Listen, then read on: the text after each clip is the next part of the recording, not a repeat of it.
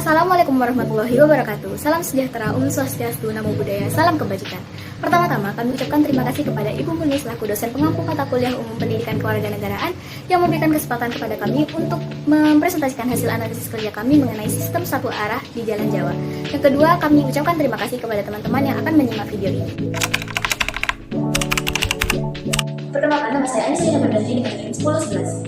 Perkenalkan, nama saya Yuri yang divestasi dengan NIM akhir 1098. Perkenalkan, nama saya Amelia Dimasita dengan NIM akhir 1060. Perkenalkan, nama saya Sofa Sasabila ini dengan NIM akhir 1097. Perkenalkan, nama saya Cynthia Putri Novitasari dengan NIM akhir 1110.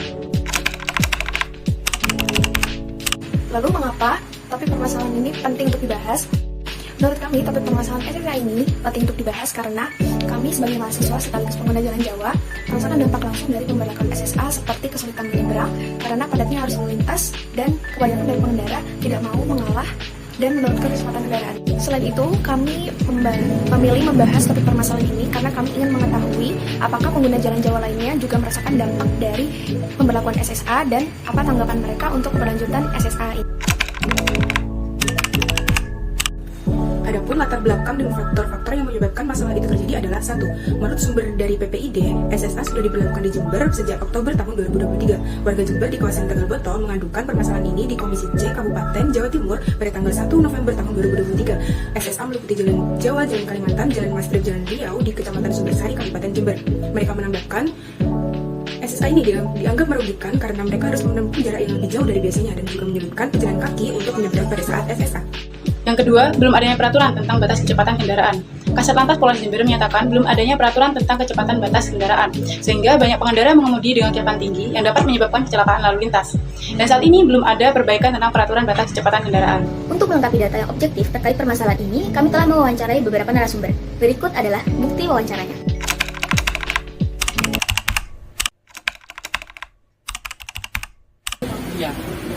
Ya, Lebih lama gitu, Mas. ya lebih lama.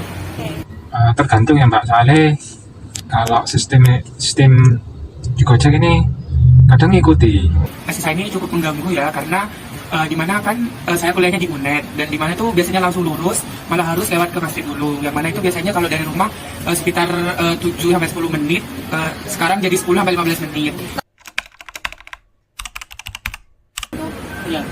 Nemuin kemacetan di titik mana, Mas? Biasanya tuh kalau sudah jam 4 sore. Oh, jam 4 sore di Jalan Jawa pernah ngalamin, Mas? Ya, Di Jalan Jawa pernah macet, Mas? macet juga pernah. Oh, pernah macet. Kalau di sekitaran Jalan Jawa ya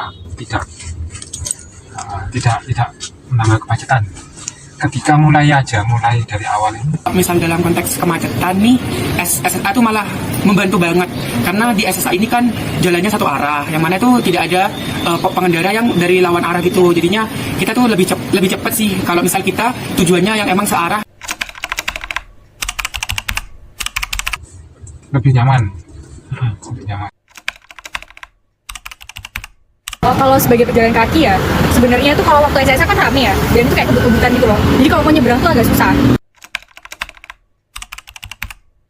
Oh ada, kalau misalnya SSA itu lebih, kan orang-orang kan satu arah, jadi kayak mereka nggak tahu kenapa lebih kebut-kebutan gitu. Jadinya kayak waktu nyebrang itu lebih lama karena takut kan. Sebenarnya lebih amannya waktu SSA tidak berlaku. Saya kira lebih mudah sih. Lebih mudah. Ya, untuk mengurangi kemacetan. Gitu. Jalan lingkar ini loh.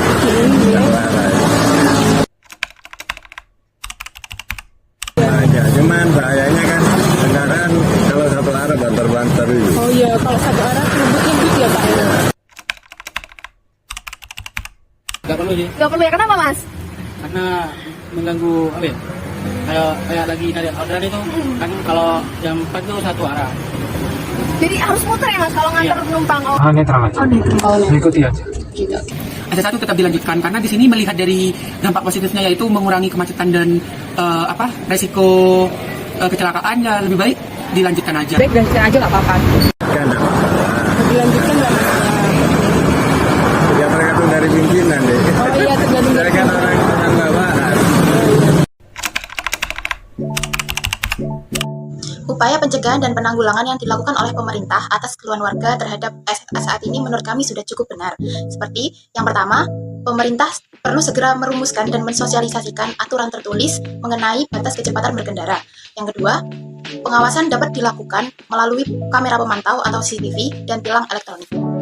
Yang ketiga, pemerintah dapat menugaskan petugas di titik yang dinilai cukup padat saat SSA berlangsung.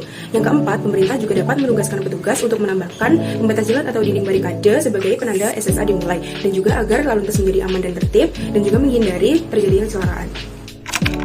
Berikut beberapa evaluasi mengenai SSA di Jalan Jawa. Yang pertama, melengkapi fasilitas dan sarana yang kurang memadai di Jalan Jawa untuk membantu kelancaran SSA. Terus yang kedua, membuat peraturan tertulis mengenai kecepatan berkendara di Jalan Jawa. Ketiga, kesadaran pengguna jalan Jawa terhadap etika berkendara dan menyeberang. Rawan kecelakaan tidak jarang disebabkan oleh kelalaian sesama pengguna jalan. Di Jalan Jawa sendiri, banyak ditemui pengendara yang menyalip dengan kecepatan yang cukup tinggi, dan tidak jarang juga kelalaian dari pejalan kaki yang hendak menyeberang. Usulan yang pertama adalah pemerintah meningkatkan jumlah sarana dan prasarana yang mendukung keberlangsungan SSA. Menurut kami, dengan pemerintah memperbanyak sarana seperti contohnya pedestrian crossing yang berfungsi untuk mempermudah pengguna jalan menyeberang dan pembuatan plang rambu lalu lintas mengenai batas kecepatan berkendara. Yang kedua yaitu perlu diadakannya peraturan tertulis mengenai batas kecepatan berkendara dari pemerintah. Menurut kami, dengan diadakannya peraturan tertulis mengenai batas kecepatan dalam berkendara akan meningkatkan rasa kewaspadaan dan menumbuhkan rasa kepedulian para pengendara terhadap etika dalam berkendara. Usulan yang ketiga, yaitu pengguna jalan Jawa harus meningkatkan kesadaran beretika dalam berkendara dan menyeberang. Menurut kami, etika dalam berkendara dan menyeberang sesama pengguna jalan harus tumbuh melalui masing-masing individu. Pengguna jalan satu dan lainnya harus menumbuhkan rasa kewaspadaan dan peduli ketika menggunakan jalan Jawa, terutama pada saat SSA berlangsung.